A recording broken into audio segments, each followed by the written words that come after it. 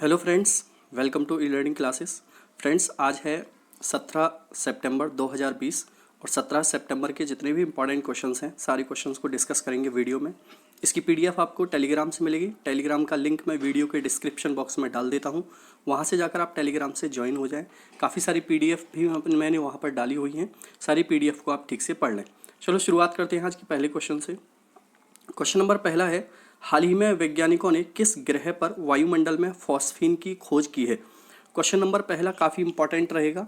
अभी देखोगे वैज्ञानिकों ने फॉस्फीन की खोज की है और ये किस ग्रह पर की है, किस ग्रह के वायुमंडल में की है। तो आंसर होगा दोस्तों इसका बी, शुक्र ग्रह। शुक्र ग्रह के वायुमंडल में फॉस्फीन गैस की खोज की है वैज्ञानिकों ने। तो ये काफ़ी इंपॉर्टेंट रहेगा। देखो, शुक्र ग्रह के बारे में बताने के लिए तो बहुत कुछ है। सबसे पहली इंफॉर्मेशन तो ये है कि ये सबसे गर्म ग्रह होता है, सबसे गर्म ग्रह है, सबसे चमकीला ग्रह है, सबसे चमकीला ग्रह है। सूर्य के दूसरा सबसे नज़दीकी ग्रह है, दूसरा सबसे नज़दीकी ग्रह है सूर्य के। और अगर आकार में देखोगे तो ये छठे नंबर पे है। तो काफ़ी कुछ है, ऐसे तो मैं बताता चला जाऊँगा पॉइंट पॉइंट, तो काफ़ी सारे पॉइंट हो जाएंगे। इसके बारे में आप जानेंगे जब मैं ज्योग्राफी की क्लास पढ़ाऊँगा। देखोगे जैसे इसमें लिखा हुआ है, पृथ्वी के इस करीबी ग्रह पर मिले जीवन के संकेत, वैज्ञानिकों ने किया दावा। वैज्ञानिकों ने दावा किया है कि पृथ्वी के इस सबसे करीबी ग्रह के बादलों में उन्हें फॉस्फीन नामक गैस मिली है। चूंकि यह गैस माइक्रोबैक्टीरिया ऑक्सीजन की कमी में छोड़ते हैं, तो वैज्ञानिकों ने दावा किया है कि वहाँ जीवन के संकेत हो सकते हैं।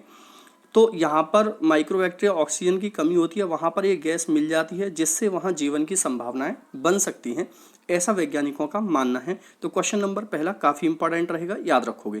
क्वेश्चन नंबर 2 है, देखो इसका मैंने एक फिगर लगाया हुआ है चित्र शुक्र ग्रह पर शुक्र ग्रह का।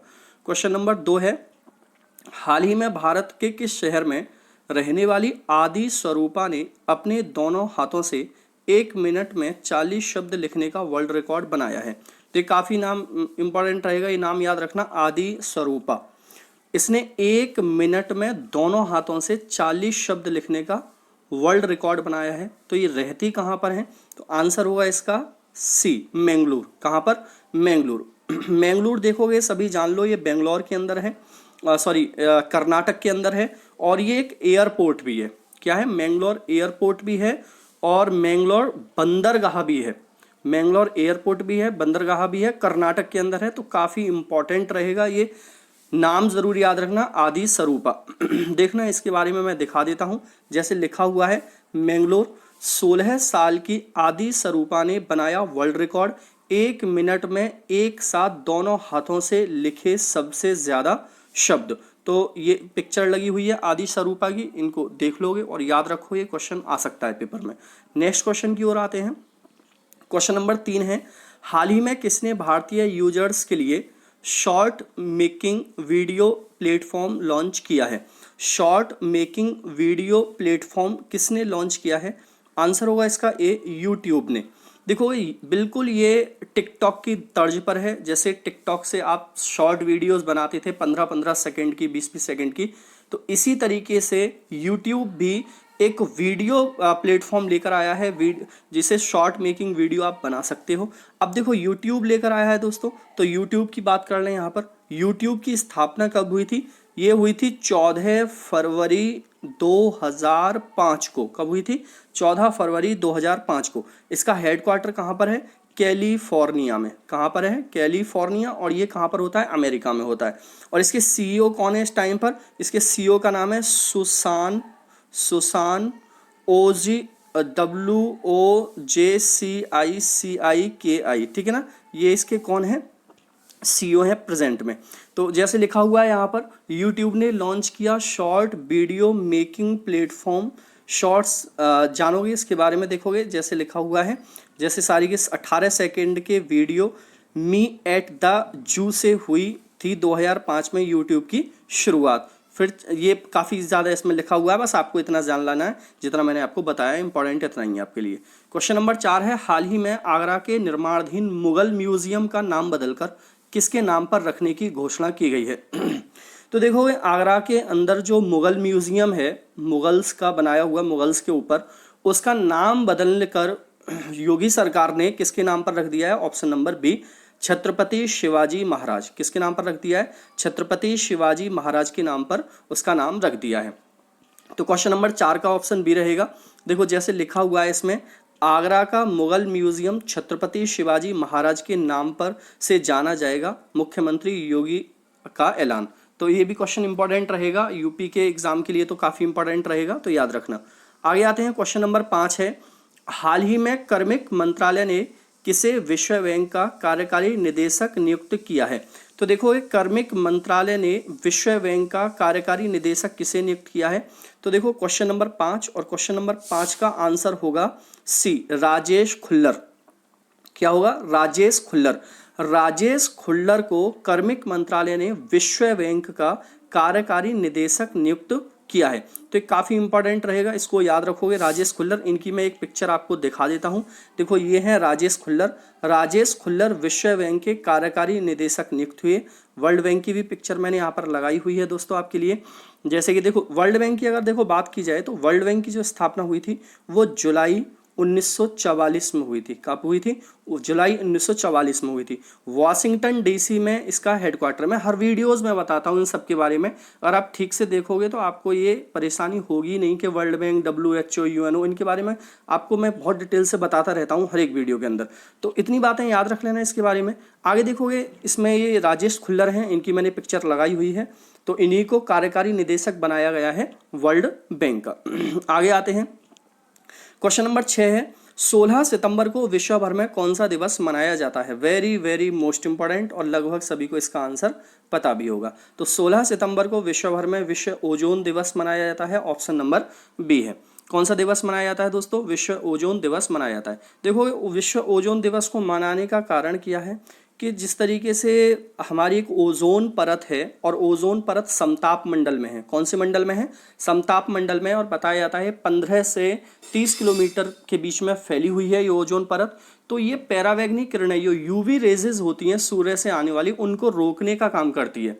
उनके रोकने से हमारे लिए क्या बेनिफिट होता है कि अगर यूवी रेजेस नहीं आएंगी हमारे पास तक, तो हम कैंसर से बचे रहेंगे। स्किन कैंसर इससे हमें हो जाता है, उससे हम बचे रहेंगे। तो ओजोन परत हमारे लिए एक तरीके से रक्षा वाली काम कर रहे हैं, और 2050 तक ओजोन परत को इस तरीके से, मतलब यूवी रेजेस से पूरी तरीके से सुरक्षित, और इससे भी सुरक्षित होने की बात कही गई है। देखो जैसे लिखा हुआ है, ओजोन, विश्व ओजोन दिवस का थीम, ये काफी इंपॉर्टेंट रहेगा, बस आपको इसमें यही जानना है थीम क्या है इसका। तो इस साल का देखो विश्व ओजोन दिवस 2020 के लिए इस वर्ष का थीम है ओजोन फॉर लाइफ। 35 साल का ओजोन परत संरक्षण है।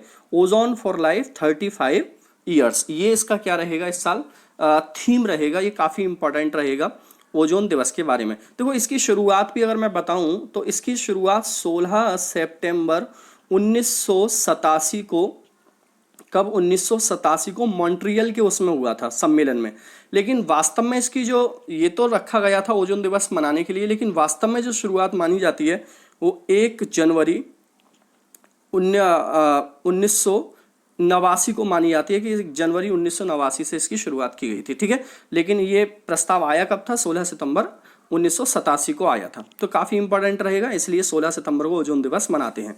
आगे देखोगे इसमें क्वेश्चन नंबर 7 है, हाल ही में विश्व प्राथमिक उपचार दिवस कब मनाया गया है? विश्व प्राथमिक उपचार दिवस, ये भी काफी इंपॉर्टेंट रहेगा। इसका आंसर है दोस्तों सी, 12 सितंबर।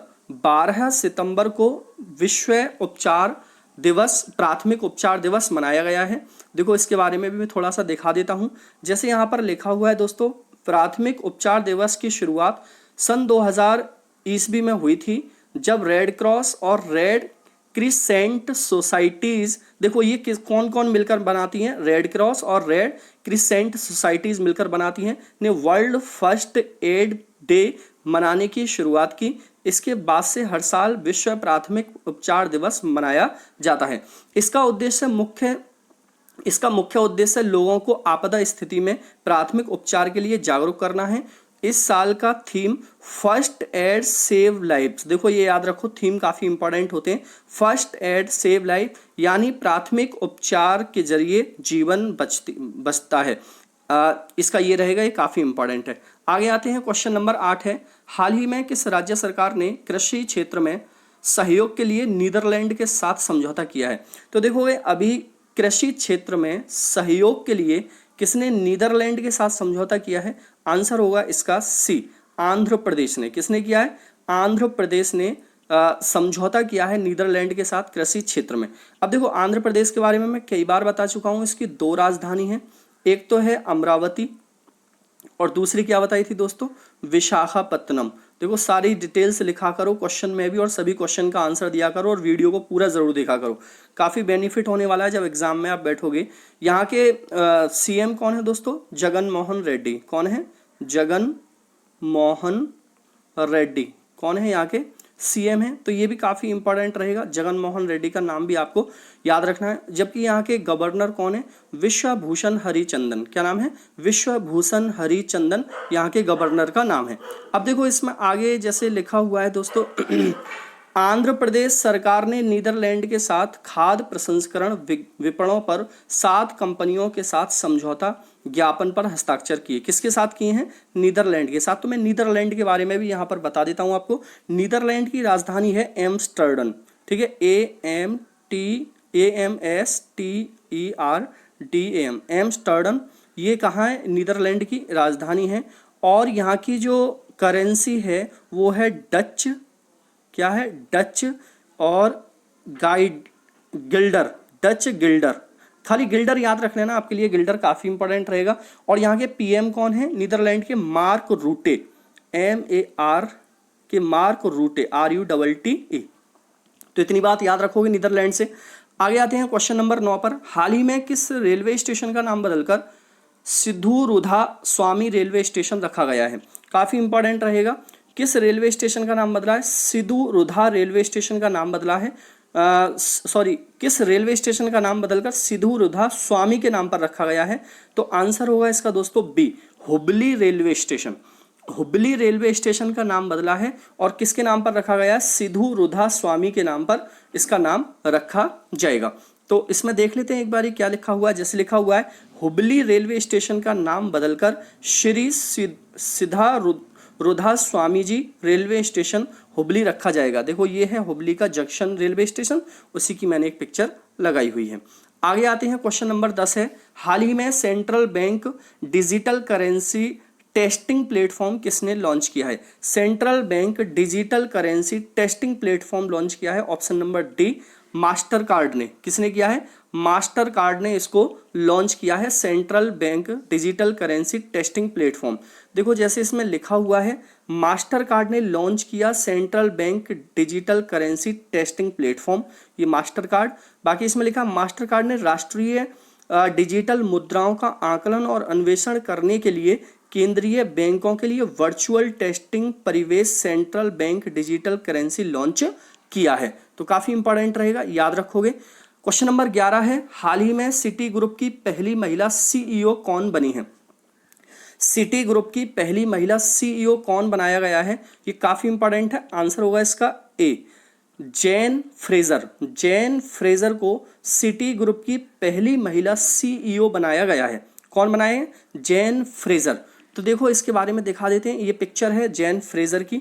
ये जैन फ्रेजर होंगी सिटी ग्रुप की पहली महिला CEO, ये जैन फ्रेजर हैं, इनके बारे में याद रखना। सिटी ग्रुप के बारे में भी दिखा देता हूँ आपके लिए थोड़ी सी। सिटी ग्रुप का मुख्यालय कहाँ पर है? न्यूयॉर्क, संयुक्त राज्य अमेरिका में है। और सिटी ग्रुप की स्थापना कब हुई थी? 8 अक्टूबर 1998 को। 8 अक्टूबर 1998 को इसकी स्थापना हुई। न्यूयॉर्क में इसका हेडक्वार्टर है। और CEO कौन बनी है इसकी? जैन फ्रेजर, जैसे अभी हमने बात की थी। ठीक है, आगे आते हैं क्वेश्चन नंबर 12 पर, हाल ही में breaking the cocoon at the rate 40 नामक पुस्तक किसने लिखी है?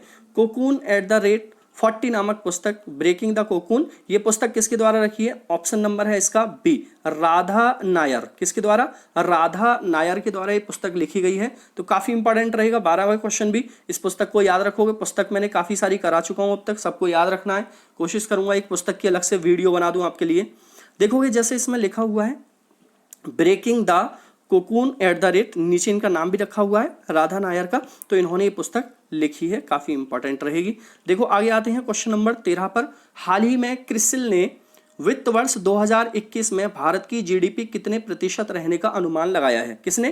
क्रिसिल ने भारत की जीडीपी 2021 वित्त वर्ष में कितने रहने का अनुमान लगाया है? आंसर होगा दोस्तों इसका सी, -9%। कितना? -9% कि भारत की जीडीपी कितनी रहेगी? -9% रहेगी इस बार। तो देखो आगे इसमें लिखा हुआ है कि क्रिसिल ने वित्त वर्ष 2004 में भारत की जीडीपी -9% रहने का अनुमान लगाया है। क्रिसिल ने वित्त वर्ष 2021-22 में भारत की जैसे जीडीपी वही लिखा हुआ है यहाँ भी। देखो इसमें क्रिसिल के क्वेश्चन नंबर 14 क्या है? हाल ही में भारत ने किस देश से आयात होने वाली विटामिन सी के खिलाफ एंटी डोपिंग की जांच शुरू की है? तो देखोगे कहाँ से आने वाले विटामिन सी के खिलाफ एंटी डोपिंग की जांच शुरू की है? आंसर होगा इसका डी, चाइना। चाइना से जो विटामिन सी आता है उसकी जांच करेगा भारत, एंटी डोपिंग जांच होगी उसकी। चाइना की बात करें तो चाइना की राजधानी क्या है दोस्तों? बीजिंग है, सभी जानते हो। यहाँ की करेंसी क्या है? रेनमिनबी है। राष्ट्रपति कौन है यहाँ के? शी जिनपिंग है। तो ये भी आप जानते हो, ठीक है। तो इतनी बात आपको याद रखनी है, ठीक है। मैकमोहन लाइन भारत और चाइना के बीच में है, ठीक है, ये भी याद रखनी है। बाकी LAC लाइन जम्मू कश्मीर वाले क्षेत्र और भारत के क्षेत्र में है, ये भी आपको याद रखनी है। LOC नहीं बोल रहा मैं, LAC बोल रहा हूँ, ठीक है ना। तो ये भी याद रखनी है आपके लिए। आगे इसमें लिखा हुआ है भारत जल्द चीन से आ रही विटामिन सी पर रोक लगाने के लिए उठा सकता है जरूरी कदम, भारतीय कंपनी ने की कंप्लेंट। भारत ने घरेलू विनिर्माणकर्ताओं की शिकायत पर चीन से विटामिन सी की डोपिंग की जांच शुरू की है। बजाज हेल्थ केयर ने आरोप लगाया है, देखो ये याद रखना किसने आरोप लगाया है? बजाज हेल्थ केयर ने आरोप लगाया है कि चीन पीपुल्स रिपब्लिक से विटामिन सी की डोपिंग से घरेलू उद्योग प्रभावित हो रहा है। तो याद रखोगे क्वेश्चन नंबर 14 का आंसर क्या है? चीन।